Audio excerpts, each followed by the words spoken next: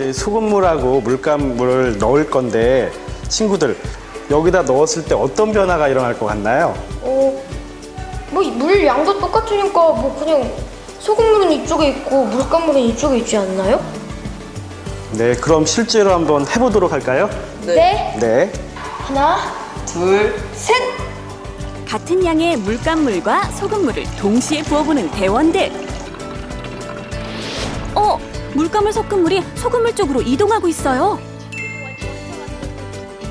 선생님, 물감물이 소금물로 이동했는데 아니 어떻게 물량도 똑같은데 물 이동한 거예요? 삼투압 실험을 이제 봤는데 먼저 삼투압 현상을 얘기하기 전에 몇 가지 좀 짚고 넘어가야 될 것들이 있어요. 첫 번째는 농도에 대한 얘기고요. 두 번째는 반투과성 막에 대한 얘기예요. 농도와 반투각성 막이요? 네, 농도에 대한 개념을 먼저 설명을 하자면 친구들 소금 한 숟가락하고 소금 두 숟가락을 녹인 물 중에 어떤 게 더 진할까요? 소금 두 숟가락이 게 더 진할 것 같은데. 네, 그런 게 농도의 개념이에요. 진하기의 개념. 농도는 용액의 진함과 묽음의 정도를 말해요. 예를 들어 같은 양의 물에 소금을 각각 한 숟가락과 두 숟가락씩 넣었을 땐 소금 두 숟가락을 넣은 물의 농도가 더 진하게 되는 거죠. 반투과성 막이란 이런 거예요. 이렇게 막이 있어요. 막이 있으면 이쪽에서는 이 막을 통해서 이쪽으로 이동할 수가 있는데 이쪽에서는 이 막을 통해서 이쪽으로 이동할 수가 없어요. 이런 성질을 가지고 있는 것들이 반투과성 막이라고 할 수 있어요. 삼투압 실험에서 두 페트병 사이의 빨대가 반투과성 막 역할을 했는데 이 빨대를 통해 농도가 서로 같아질 때까지 액체가 이동했던 거죠. 선생님, 그런데요. 저희가 물속에 들어갔다가 나왔는데 이 쭈글쭈글한 게 어떻게 삼투압 현상이랑 관련이 있는 거예요? 네, 아까 실험을 가지고 좀 얘기를 하자면 물감물이 있었잖아요. 물감물은 우리가 물놀이 할 때 물이라고 생각해 보세요. 그리고 소금물은 우리 몸에 있는 체액이라고 생각해 봤을 때 물감이 소금물 쪽으로 이동을 했죠. 네. 네, 마찬가지로 물이 우리 몸속으로 이렇게 쭉 빨려 들어와서 우리 손이나 발이 쪼글쪼글 거리는 거예요. 몸속의 체액이나 혈액은 물보다 농도가 진하기 때문에 물이 피부 속으로 흡수되어 손과 발이 쭈글쭈글해졌던 거였어요. 선생님, 그런데요. 왜 다른 몸들은 다 멀쩡한데 손가락과 발가락만 쭈글쭈글해지는 건가요?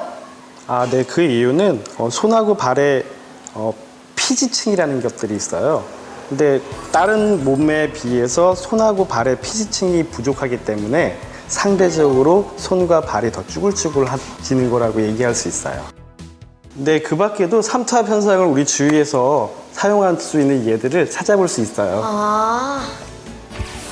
김치를 담글 때 배추에 소금을 뿌리면 배추 안에 있는 수분이 바깥으로 빠져나오는 것과 라면 국물이 면 속으로 스며들어 퉁퉁 불어버리는 것도 삼투압 현상 때문이라고 해요. 꾸러기 친구들, 바닷가에서 놀 때는 일반 물놀이 할 때랑 다르게 쭈글쭈글하지 않는 거 혹시 알고 있나요? 네? 바닷가에서 놀면 손 쭈글쭈글해지지 않는다고요? 네. 그러면은 바닷물에 담갔을 때랑 일반 물에 담갔을 때 정말로 손에 쭈글쭈글해지는 거가 차이가 있는지 한번 실험 한번 해볼까요? 네. 정말 바닷물에서는 손이 쭈글쭈글해지지 않을까요? 네, 이쪽 수조에 담긴 건 바닷물이고요. 이쪽 수조는 일반 물이에요. 두 손이 어떻게 쭈글쭈글해지는지 비교를 한번 해보도록 하겠습니다. 네. 민영대원의 왼손은 수돗물에, 오른손은 바닷물에 담가놓고 시간이 지난 뒤 어떻게 변하는지 살펴볼 거예요.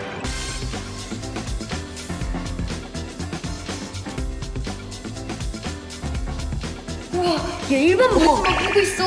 맞아. 와, 진짜 쭈글쭈글해졌다. 진짜 신기하다. 수돗물에 담가두었던 왼손은 쭈글쭈글해진 반면 바닷물에 담가두었던 오른손은 그다지 변하지 않았어요. 정말 신기하죠? 선생님, 그런데요. 왜 이렇게 일반 물에서만 손이 쭈글쭈글해지는 거예요?